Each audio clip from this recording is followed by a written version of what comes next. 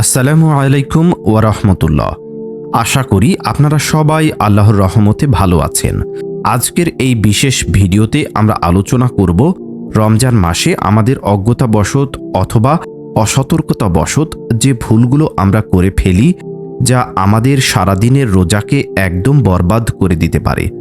আমরা অনেকেই মনে করি রোজা মানে শুধুই খাওয়া দাওয়া বন্ধ করা, কিন্তু আসল বিষয় হলো রোজা হলো একটি আমল, একটি ইবাদত, যার মূল উদ্দেশ্য হলো আত্মসংযম এবং আল্লাহর সন্তুষ্টি অর্জন করা। যখন আমরা সারাদিন পানাহার থেকে বিরত থাকি কিন্তু অন্য দিক থেকে যখন গুনাহের কাজে লিপ্ত থাকি, তখন আমাদের এই রোজা কেবল নষ্ট হয় না, বরং আমাদের আমল নামায় বোঝা হিসেবে যোগ হতে পারে। তাই আজকের এই আলোচনাটি খুবই গুরুত্বপূর্ণ, কারণ এখানে আমরা জানার চেষ্টা করব কি কি ভুলগুলো আমাদের রোজাকে শূন্য করে দিচ্ছে এবং কিভাবে আমরা সেগুলো এড়িয়ে চলতে পারি। অনেকের মধ্যে একটি ভুল ধারণা প্রচলিত আছে, সেহরি খাওয়ার সময় যত দেরি করা যায় তত ভালো। এর ফলে অনেক সময় আমরা ফজরের ওয়াক্ত শুরু হওয়ার পরেও খাওয়া দাওয়া চালিয়ে যাই, ভাবছি আর মিনিট 2 বাকি, কিন্তু এটি একটি মারাত্মক ভুল। ইসলামে ফজরের ওয়াক্ত শুরু হওয়া মাত্রই সেহরি খাওয়া বন্ধ করা ফরজ। সূর্যোদয়ের কিছুক্ষণ আগে সাদা সুতার মতো আলোকরশ্মি দেখা যাওয়ার সাথে সাথেই সেহরির সময় শেষ। এই সময়ের পরে এক চিমটি খাবারও খেলে রোজা নষ্ট হয়ে যাবে। তাই সময় ঠিক রাখা এবং ওয়াক্ত শুরু হওয়ার অন্তত 5 মিনিট আগে খাওয়া শেষ করা প্রত্যেক রোজাদারের জন্য অত্যাবশ্যক। এছাড়াও অনেকে নিয়াত না করেই সেহরি খেয়ে ফেলেন, যা পরবর্তীতে সন্দেহের সৃষ্টি করে। সেহরি খাওয়ার সময় মনে মনে বা মুখে বলে নিয়াত করা জরুরি, না হলে পুরো রোজাটাই বৃথা হতে পারে। এরপর 80 দিনের ব্যস্ততায়। রোজার মাসে আমাদের শরীরে নতুন করে পানি প্রবেশ করে না, কিন্তু আমাদের ইন্দ্রিয়গুলো কি নিয়ন্ত্রণ থাকে? আমরা যদি চোখ, কান এবং জিহ্বাকে নিয়ন্ত্রণ করতে না পারি, তবে রোজা রাখা অর্থহীন হয়ে পড়ে। রাসূলুল্লাহ সাল্লাল্লাহু আলাইহি ওয়াসাল্লাম বলেছেন, রোজা হলো একটি ঢাল, অর্থাৎ রোজা আমাদের গুনাহের হাত থেকে রক্ষা করার ঢাল স্বরূপ। কিন্তু যখন কোনো ব্যক্তি রোজা রেখে মিথ্যা বলে, গীবত বা পরনিন্দা করে এবং অন্যের সাথে ঝগড়া করে, তখন আল্লাহ তাআলা তার রোজা রাখার প্রয়োজন বোধ করেন না, অর্থাৎ তার এই রোজা আল্লাহর কাছে গ্রহণযোগ্য হয় না। আমরা অনেক সময় দেখি যে রোজার দিনে আমরা টিভি সিরিয়াল দেখি, গান শুনি বা অপ্রয়োজনীয় কথাবার্তায় লিপ্ত থাকি। এই সব কাজ রোজার আমলকে ধ্বংস করে দেয়। বিশেষ করে গীবত বা অন্যের দোষ খোঁজা এবং সেটা অন্যদের শোনানো রোজার জন্য অত্যন্ত ক্ষতিকর। হাদিসে এসেছে, গীবত করা হলো মৃত ভাইয়ের গোশত খাওয়ার মতো। আপনি যখন রোজা রেখে অন্যের দোষ তুলে ধরছেন, তখন আপনি মূলত আপনার রোজার পবিত্রতাকে নষ্ট করছেন। তাই রোজার দিনে চোখ, কান এবং জিহ্বাকে সংযত রাখা অত্যন্ত জরুরি। কাউকে কষ্ট দেওয়া, কারোর সাথে বাজে ভাষা ব্যবহার করা এবং ঝগড়া বিবাদে জড়িয়ে পড়া রোজাকে হালকা করে দেয়, এমনকি রোজাকে নষ্ট করে দিতে পারে। আমাদের আরেকটি সাধারণ ভুল হলো অজ্ঞাতবশত বা ভুলবশত কিছু খেয়ে বা পান করে ফেলা এবং তারপর ভয়ে ভয়ে রোজা ভেঙে ফেলা বা মনে করা যে আমার রোজা নষ্ট হয়ে গেছে। ইসলামের সুন্দর নিয়ম হলো, ভুলবশত কিছু খেয়ে ফেললে বা পান করলে রোজা ভঙ্গ হয় না। আপনি যদি ভুল করে পানি পান করেন বা খাবার খেয়ে ফেলেন, তবে আপনাকে লজ্জা বা ভয় পাওয়ার কোনো দরকার নেই। আপনি যত দ্রুত সম্ভব খাওয়া বন্ধ করবেন এবং আল্লাহর কাছে ক্ষমা চাইবেন।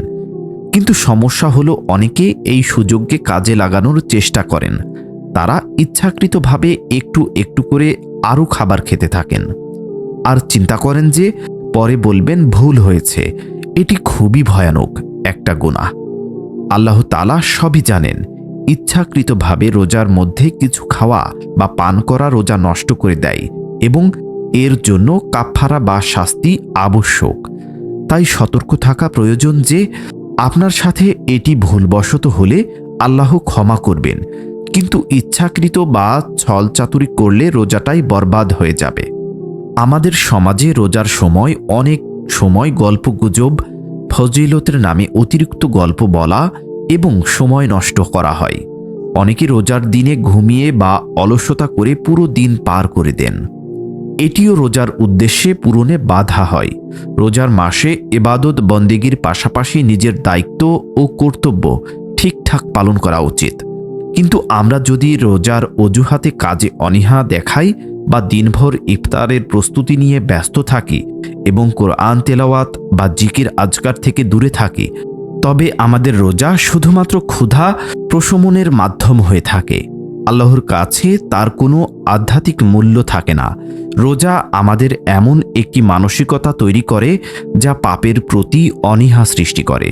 কিন্তু আমরা যদি রোজার দিনেও পাপাচারে লিপ্ত থাকি, তবে বোঝা যায় আমাদের রোজা আমাদের অন্তরে কোনো প্রভাব ফেলতে পারেনি। এরপর আসা যাক শারীরিক কিছু কাজের প্রতি, যা আমরা হয়তো খেয়াল করি না। যেমন অনেকে রোজার দিনে পানি স্প্রে বা পারফিউম ব্যবহার করেন, যা গলার ভেতরে চলে যেতে পারে।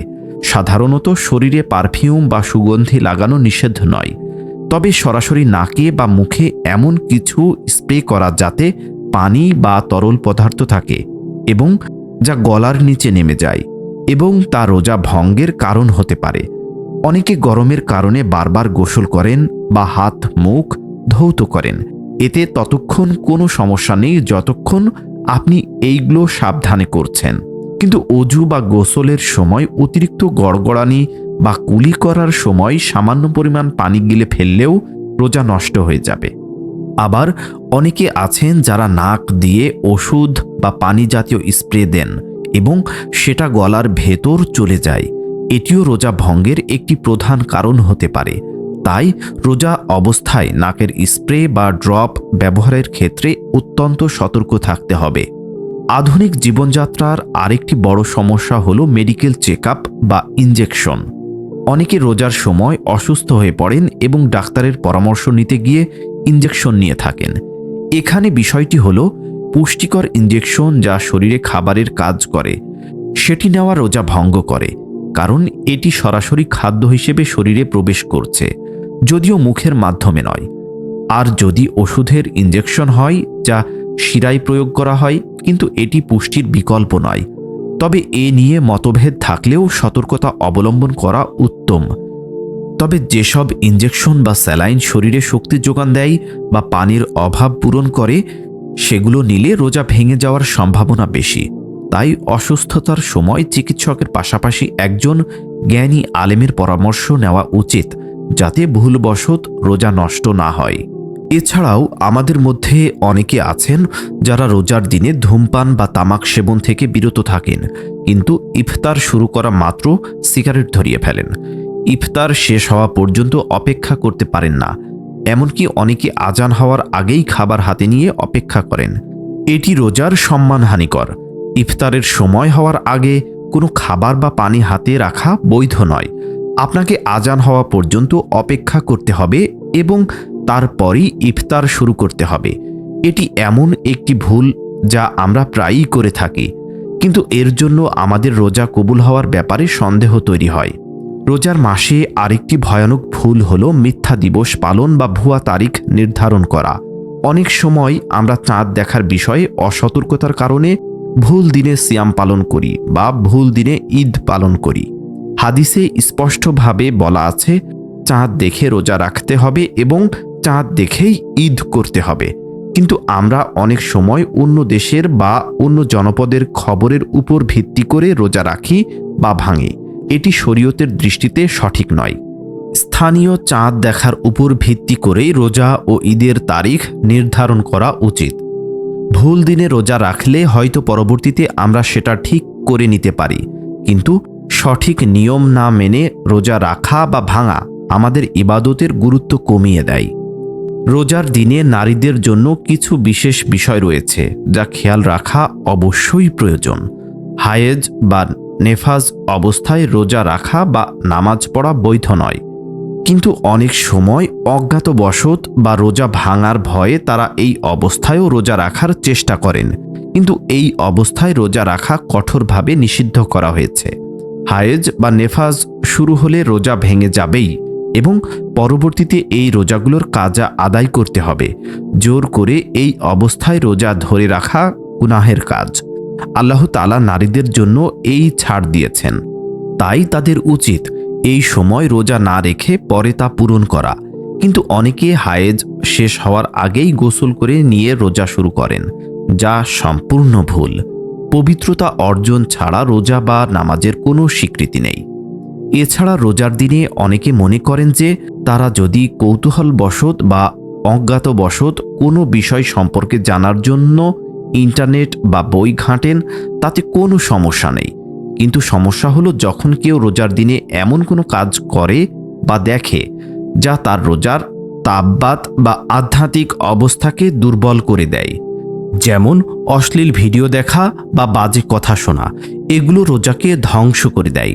রোজা হলো একটি প্রশিক্ষণ যা আমাদের চরিত্র গঠনে সাহায্য করে। কিন্তু আমরা যদি রোজার মাসেও আমাদের চরিত্রের পরিবর্তন না আনি, তবে বুঝতে হবে আমাদের রোজা শুধুমাত্র লোক দেখানোর জন্য, ইবাদতের জন্য নয়। আরেকটি গুরুত্বপূর্ণ বিষয় হলো ইফতারের পরবর্তী সময়। অনেকে ইফতারের সময় এতটাই খাবারে মজে যান আর এতটাই বেশি খেয়ে ফেলেন যে তারা আর তারাবির নামাজের জন্য দাঁড়াতে পারেন না বা নামাজে মনোযোগ দিতে পারেন না। ইফতারে অতিরিক্ত ভারী খাবার খাওয়া শরীরের জন্যও খুব ক্ষতিকর এবং ইবাদতের জন্যও বড় একটা বাধা। রোজার প্রধান উদ্দেশ্য হল ক্ষুধা ও তৃষ্ণার কষ্ট অনুভব করে গরিব দুঃখী মানুষের প্রতি সমবেদনা তৈরি করা। কিন্তু আমরা যদি ইফতারে এমনভাবে বেশি খাই, তবে সেই অনুভূতিটুকুও আমরা হারিয়ে ফেলি। এটি রোজার মূল চেতনার বিরোধী। তাই ইফতারে সামান্য খাবার দিয়ে শুরু করা এবং তারাবির পর পরিমিত খাবার খাওয়া উত্তম। রোজার দিনে কাউকে রোজা ভাঙতে বাধ্য করা বা উস্কানি দেওয়াও একটি বড় পাপ।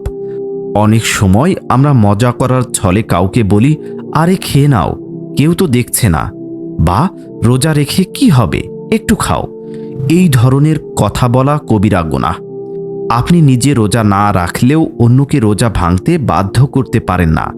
আর যদি কেউ আপনার কথায় রোজা ভাঙে, তবে তার গুনাহের ভাগও আপনাকে বহন করতে হবে। তাই অন্যের ইবাদতে বাধা দেওয়া থেকে সবাইকে বিরত থাকতে হবে। আমরা অনেক সময় রোজার দিনে নামাজের সময় দেরি করি বা তারাবির নামাজ ছেড়ে দেই। তারাবির নামাজ রোজার সাথে গভীরভাবে সম্পর্কিত। রাসূলুল্লাহ সাল্লাল্লাহু আলাইহি ওয়াসাল্লাম বলেছেন, যে ব্যক্তি ঈমানের সাথে সওয়াবের আশায় তারাবির নামাজ আদায় করবে, তার পূর্ববর্তী গুনাহসমূহ মাফ করে দেওয়া হবে। কিন্তু আমরা যদি রোজা রেখেও তারাবির নামাজ কাজা করি, তবে আমরা রমজানের একটি বড় ফজিলত থেকে বঞ্চিত হই। এটি রোজাকে অসম্পূর্ণ করে তোলে। তাই সারাদিন ক্ষুধা তৃষ্ণার পর রাতে তারাবির নামাজে দাঁড়ানো প্রত্যেক রোজাদারের জন্য ফরজের ন্যায় গুরুত্বপূর্ণ। আরেকটি ভুল যা আমরা প্রায়ই করি তা হল কুরআন তেলাওয়াতের গুরুত্ব কমিয়ে দেওয়া। রমজান মাস কুরআনের মাস।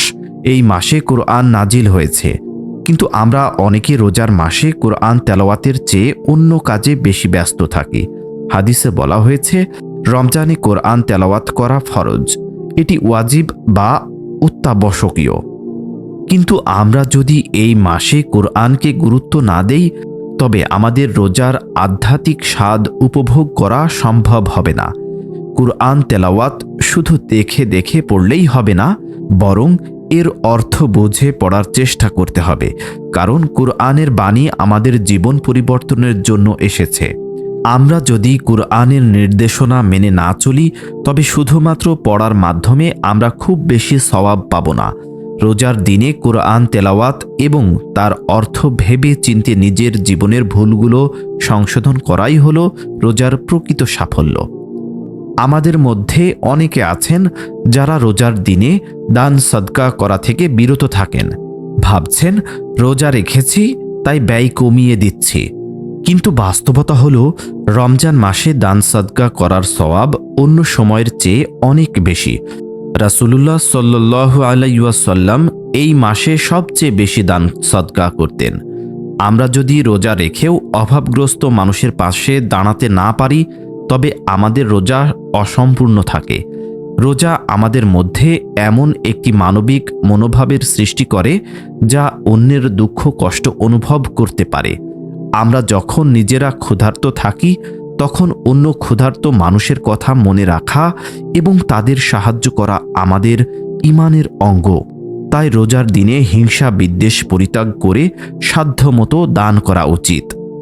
আমাদের সমাজে রোজাকে কেন্দ্র করে অনেক রীতিনীতি প্রচলিত আছে যা ইসলামের সাথে সম্পূর্ণ অসম্পর্কিত।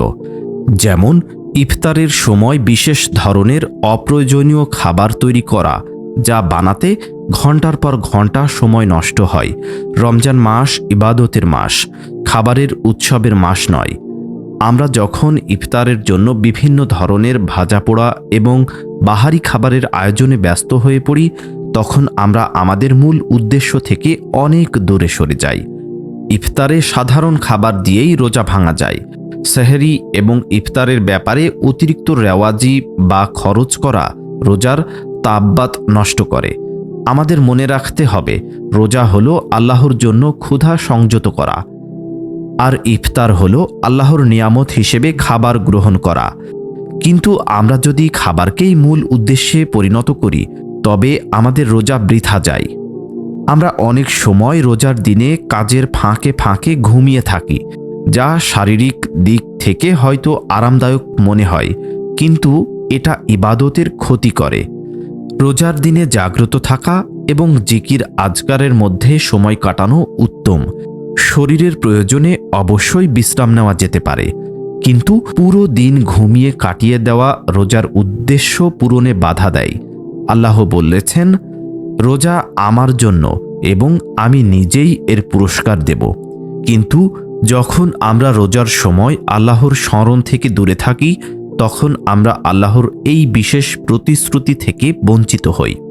রোজার শেষ দশকে লাইলাতুল কদরের অনুসন্ধান করা আমাদের দায়িত্ব, কিন্তু আমরা অনেকে এই রাতগুলোতেও ঘুমিয়ে বা অপ্রয়োজনীয় কাজে ব্যস্ত থেকে কাটিয়ে দিই।